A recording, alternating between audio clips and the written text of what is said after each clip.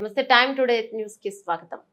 అనంతపురం జిల్లా గుంతకల్ పట్టణంలోని రైల్వే ప్రాంతం చుట్టూ ఉన్న ప్రహరీ గోడ మధ్యలో ఉన్న రహదారులను మూసివేయకుండా యథావిధిగా కొనసాగించాలని కోరుతూ ఎస్ఎఫ్ఐ విద్యార్థి సంఘం ఆధ్వర్యంలో మూసివేస్తున్న ప్రహరీ గోడ ఎదుట విద్యార్థుల తల్లిదండ్రులతో నిరసన కార్యక్రమం చేపట్టారు.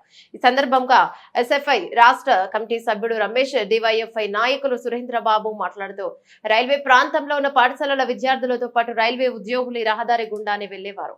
అయితే ప్రహరీ గోడకున్న దారిని మూసివేయడంతో విద్యార్థులతో పాటు రైల్వే ఉద్యోగులు ఇబ్బందులు పడుతున్నారన్నారు.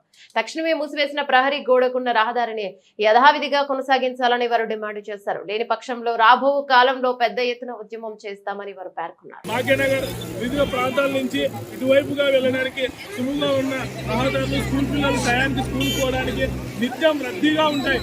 ఎక్కడ ట్రావెలర్స్ బంగ్లా రూట్ అయినా అందరూ కూడా అంటే దిక్కులు పెట్టి నేను పెట్టదా ఇక్కడ చూడదు అంటే ఎట్లా వచ్చింది